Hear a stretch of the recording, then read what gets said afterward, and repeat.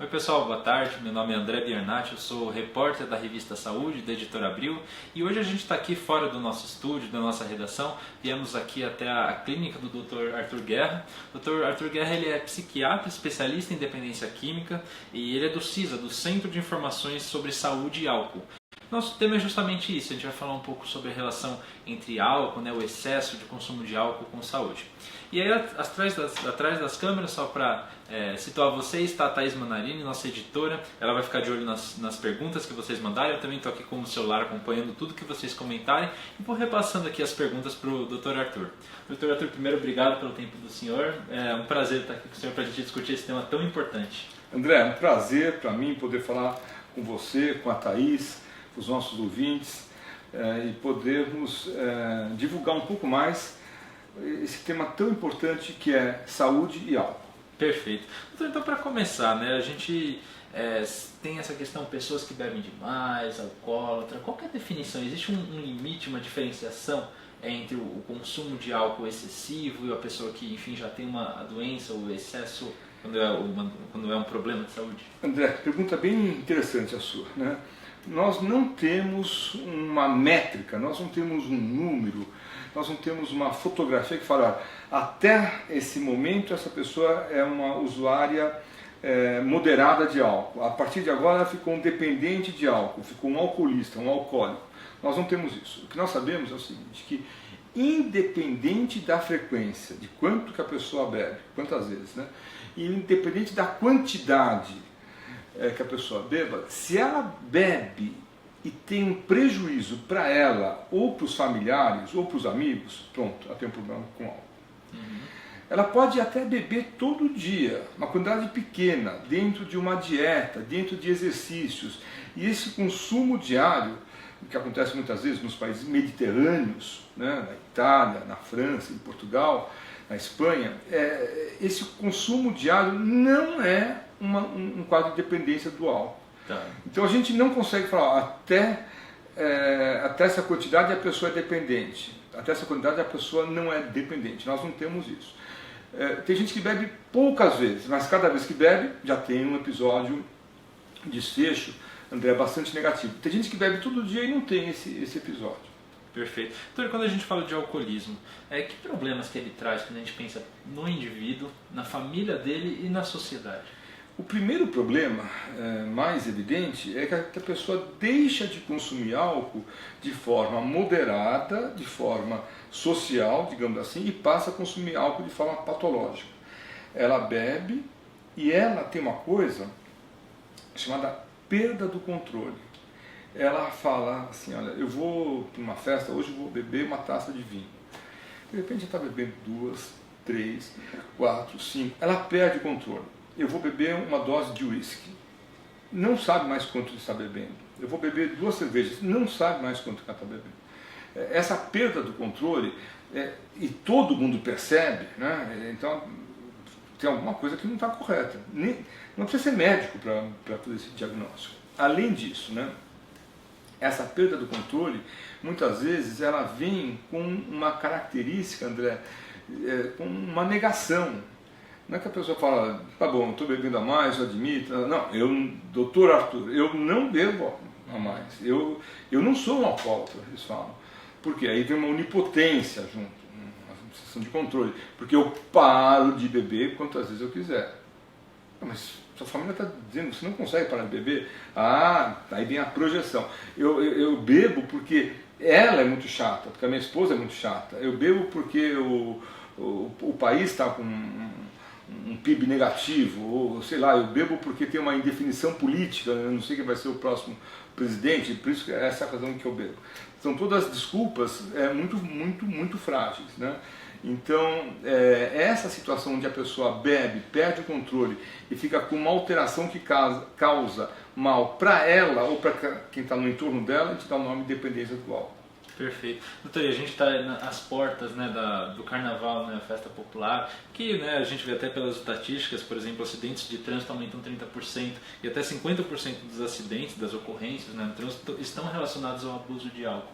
Ou seja, como a gente a gente pode passar para o telespectador, né, para aproveitar essa festa de um modo saudável, legal, enfim, também não exagerar e levando problemas a ele e a outras pessoas. Esse é um problema da nossa cultura, da nossa sociedade, né? É um problema que eu acho que está indo para uma solução melhor. Especialmente os jovens conseguem ter uma responsabilidade de saber que qualquer dose de bebida alcoólica misturada com direção pode dar um desfecho negativo, pode ser uma consequência negativa. Então, quer beber? Carnaval, celebrações, feriado, bebe à vontade. Quer dirigir?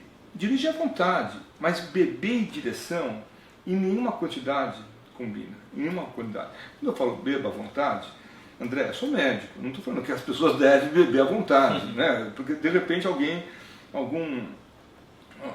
está nos ouvindo nesse momento e vai só usar a frase Dr. Arthur Guerra está dizendo que é para beber à vontade. Não, obviamente não é disso que eu estou falando. Eu estou falando assim, se a pessoa quiser beber, ela vai beber, se ela quiser dirigir, ela vai dirigir, porém, álcool e direção em nenhuma quantidade, nenhuma, dá uma segurança que a pessoa não possa ter algum problema em relação a isso. Por quê?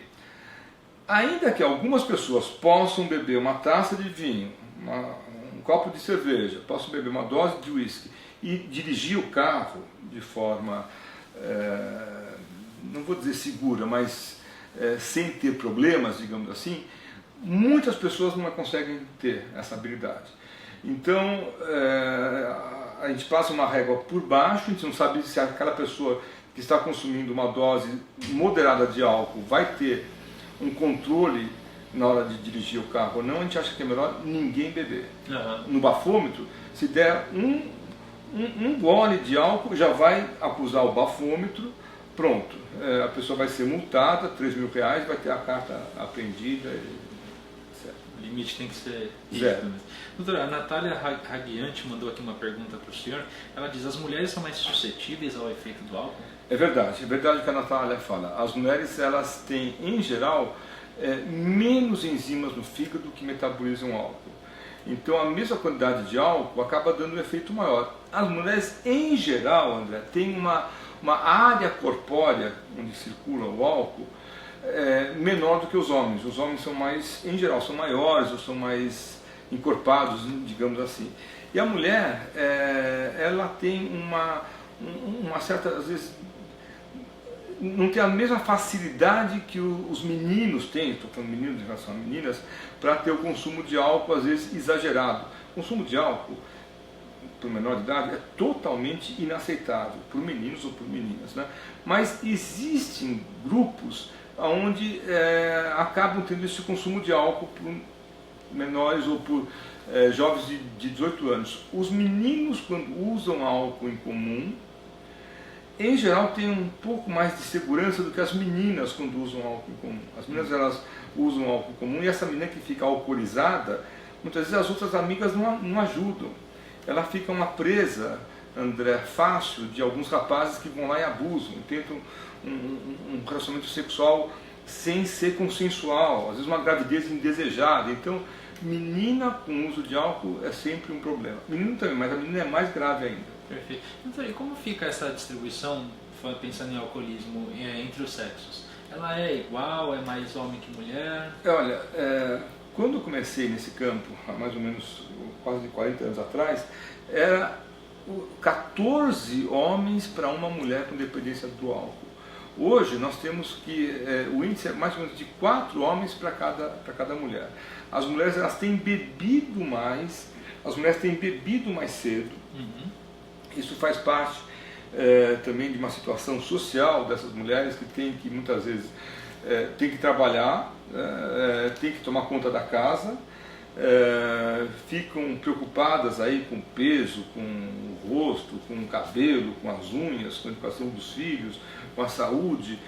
Então elas fazem uma jornada não dupla, uma jornada tripla de trabalho. Algumas dessas mulheres ficam depressivas, angustiadas, chegam em casa e começam a beber. A bebida com as mulheres, André, quase sempre começa de forma sorrateira, de forma escondida. É um consumo de álcool difícil de a gente fazer o diagnóstico inicial, porque quase sempre ele é escondido. Perfeito. Doutora Ana Lúcia fez uma pergunta excelente aqui. Ela manda boa tarde, diz que ela, né, tem 6 irmãos e quando eles se encontram bebem socialmente, mas ela percebeu que 2 deles, quando bebem ainda que um pouco, não ficam nada sociáveis, falam o que quer e isso incomoda os pais deles. Aí o que ela gostaria de saber é quando a gente sabe que é alcoolismo, que é até aquilo que a gente estava comentando no começo, e quando e como procurar ajuda. Olha, perguntas assim, interessantes. A gente sabe que é alcoolismo quando a pessoa, independente da quantidade, independente da frequência, ela bebe e passa a ter um comportamento que atrapalha ou ela ou as pessoas que estão em volta dela. Esse grau de situação indesejável, muitas vezes tem uma situação física, um problema físico, ou um problema no trabalho, um problema na faculdade ou na escola onde ele estuda, um problema familiar, ou às vezes um problema psicológico. Bebe e o álcool está associado a esses problemas. Então, quando a pessoa bebe e não tem nem problema, nem dependência, é o bebedor social, como a gente fala, o bebedor moderado, bebedor ocasional. Quando essa pessoa bebe, independente da frequência, da quantidade, já traz um problema, já traz uma dificuldade, já traz uma insatisfação, já traz uma situação de desgaste com os familiares ou com os amigos são aqueles que bebem só, pronto, ele precisa começar a ficar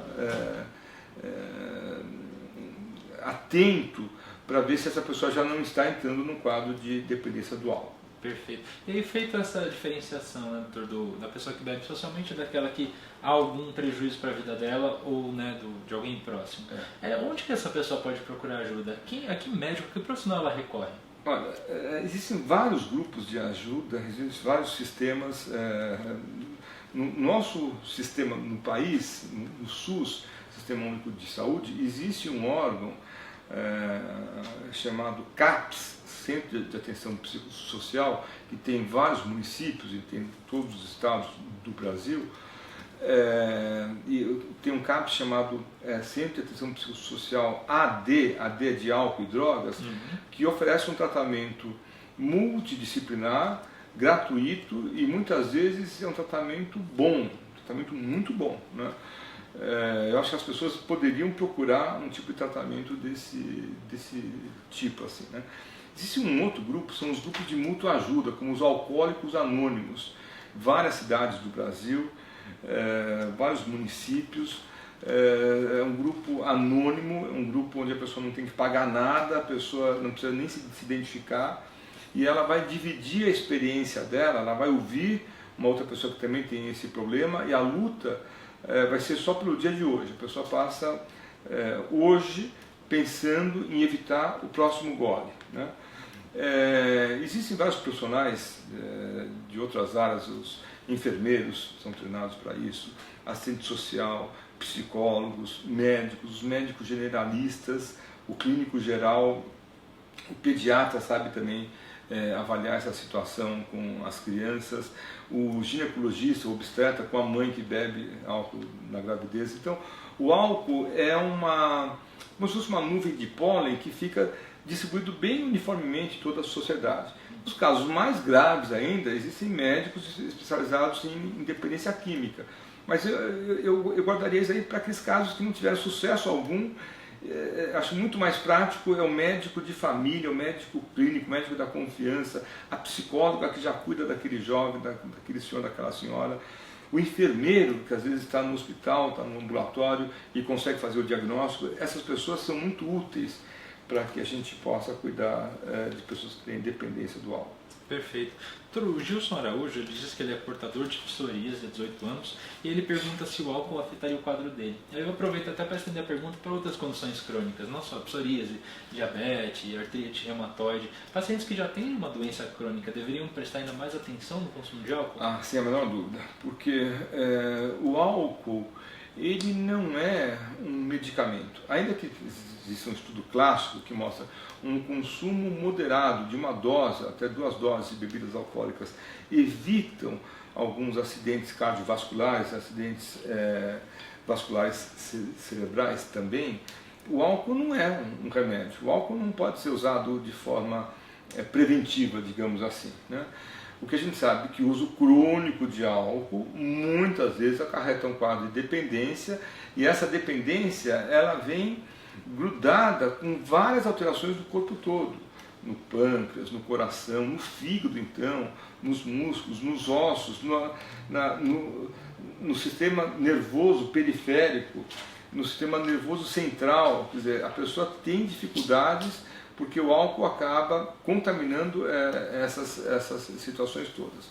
Em relação ao Gilson, que ele perguntou sobre a psoríase é uma doença muito grave, é uma doença onde existe um aspecto psicológico bastante evidente, e a pessoa muitas vezes fica mais estressada, e aí o quadro de psoríase aumenta, e porque aumenta ela fica mais escondida ainda, com mais vergonha, então a gente não sabe mais aonde começa onde termina o outro, né? O álcool não vai ajudar, o álcool não vai relaxar, o álcool não vai deixar a pessoa mais melhor do quadro da psoríase. Ao contrário, quer dizer, o controle da bebida alcoólica acaba deixando a pessoa mais confiante, mais segura de si, com uma autoestima melhor, e aí então próximo ao controle da psoríase. Perfeito. E o Edson Gillen, ele fala aqui né, o uso de drogas, ele, né, focando no álcool, como uma maneira das pessoas fugirem da realidade. Esse conceito é um conceito ainda corrente, válido, ou o uso de álcool ainda tem outras justificativas além da fuga da realidade? Não, o uso de álcool, André, existe assim, há milhares de anos, e provavelmente esse uso de álcool vai continuar existindo por mais milhares de anos. O que nesses milhares e mais milhares de anos as pessoas buscam, né? Elas buscam um efeito muitas vezes relaxante, um efeito de tranquilizar um pouquinho mais, mas não precisa ser muito, onde aumenta de forma bastante evidente o nível de sociabilidade. Essa é a razão principal pelo qual o uso de álcool é bastante usado nas celebrações, nos aniversários, da pessoa entrar na faculdade, no casamento, em batizados, Natal, Ano Novo, no Carnaval agora. Sim. As pessoas bebem, algumas pessoas, não são todas, algumas pessoas bebem um pouco a mais, como se houvesse, entre aspas, uma desculpa para que ela bebesse. Ela se sente então, de uma certa forma, autorizada a beber um pouco a mais, e acaba a celebração, acaba o carnaval, a pessoa volta a ter o comportamento que tinha antes, né? O que se busca? Se busca um pouco mais de brincadeira, de felicidade, entre aspas, de uma tranquilidade. Aonde que isso chega a ser patológico? Quando isso sai do seu controle, quando você bebe a mais e começa a falar ou a fazer algumas coisas e esquece, chama amnésia alcoólica, blackout alcoólico, bebe e vai dirigir um carro, qualquer que seja, vai dirigir uma motocicleta, um caminhão, um ônibus. Quando você bebe e por conta da bebida você fica, André, agressivo, ou verbalmente na fase inicial, ou fisicamente. Não é, o álcool não é feito para isso. Você bebe e fica inadequado, fica inapropriado, faz piadas que são impróprias, ofensivas. O álcool não é feito para isso. O álcool é feito para dar uma situação de um certo relaxamento, onde 90% das pessoas conseguem ter esse controle e 10% não vão ter. Não por menos, no carnaval muitas pessoas vão estar tendo consumo moderado de álcool. A enorme maioria. Qual é a notícia que aparece? É aquela minoria que bebe a mais, bebe e vai usar o carro. Pronto, vai ter um acidente fatal. Não dá para misturar álcool e direção. Álcool menor de idade não pode, não tem nenhum benefício para o menor de idade, que tem o seu cérebro ainda em desenvolvimento, em crescimento, receber doses de álcool, né? álcool na mulher grávida. O álcool passa totalmente pela placenta e vai para o feto. Ah, mas é carnaval, a mulher grávida não deve beber. Na visão desse médico, da equipe que esse médico coordena, não. Alguns colegas falam, um pouquinho de álcool não vai fazer mal. Tá bom, não vai fazer mal, mas eu não gostaria que o meu filho ficasse afetado pela quantidade de álcool que a mãe bebe durante a gravidez. Muitas mães, 99,9% das mães vão beber de forma moderada. 1%, 0,01% vão beber de forma exagerada. A gente não consegue prever quem é essa mãe. Então, outra vez, a moderação acaba sendo sempre o melhor caminho em relação a esse tema. Perfeito. Doutor, e essa questão de prever, ou mesmo de ver tendências, né, de quem pode desenvolver o alcoolismo, a Sherry perguntou aqui sobre se a dependência de álcool pode ser hereditária. A dependência de álcool, ela tem um fator hereditário, mas não quer dizer que o fato do pai ter dependência, ou a mãe, ou o avô, o tio, que a pessoa vai ter. Não, a pessoa vai ter muitas vezes digamos assim, a vulnerabilidade. Ela sabe que ela tem enzimas no fígado dela, no corpo dela, que vão metabolizar o álcool com uma facilidade. Falei errado. Ela sabe que ela pode ter enzimas que podem dar uma facilitação na hora de metabolizar o álcool. Isso significa que ela vai ser alcoólatra? Não. Isso significa que pode ser que no primeiro contato, já, que a gente chama de batismo, ou na fase inicial, quando a pessoa começa a beber, ela tenha mais prazer, ou ela consiga beber mais e ficar menos embriagada. Isso sim começa a ser um sinal de alerta. Ela vai ter dependência? Não. Mas ela fica mais vulnerável em relação a isso. Se junto com isso ela tiver um grupo de amigos, que todo mundo bebe muito, o lazer dessa pessoa é beber, se essa pessoa tiver, André, um problema tipo uma depressão, desculpa, uma ansiedade, um problema psicológico, onde vai usar o álcool como se fosse uma bengala, uma muleta para superar isso, pronto, ela já tem o fígado recebendo mais enzimas, ela tem a situação de amigos que bebem mais próximos a ela, e ela tem um motivo psicológico, entre aspas, para ela poder beber mais. O risco dela ficar dependente aumenta. Perfeito, ou seja, tem uma questão genética, uma questão ambiental. Só a questão genética não leva a isso, só a questão ambiental ela pode levar, mas muitas vezes é a combinação da genética com o ambiental que leva esse desfecho negativo. Perfeito. Doutor, só para fazer mais uma pergunta de leitor aqui também, a Silvia Freitas foi bem direta na pergunta dela. Beber cerveja todo dia faz mal? Outra vez, não é se é todo dia, se é uma vez por ano. Tem gente que bebe uma vez por ano, André, e bebe o carro, bebe e vai dirigir o carro. Não pode, não pode. Bebe uma vez por ano, bebe e começa a brigar com os outros. Bebe e fica agressivo. Bebe e perde o controle. Uma vez por ano só, ponto, não pode. Tem gente que bebe cerveja, tem gente que bebe vinho, tem gente que até bebe uma bebida destilada todo dia. Uma dose pequena, mínima, e não é alcoólatra, não é dependente, porque o álcool não altera nessas condições o sistema do corpo dessa pessoa e o sistema onde que ela vive.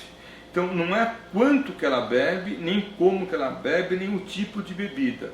É como que essa pessoa reage em relação ao consumo que ela tem.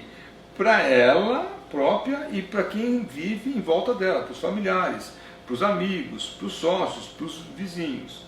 Tem gente que bebe cerveja todo dia, isso não quer dizer que seja alcoólatra. Tem gente que bebe a cerveja uma vez a cada mês.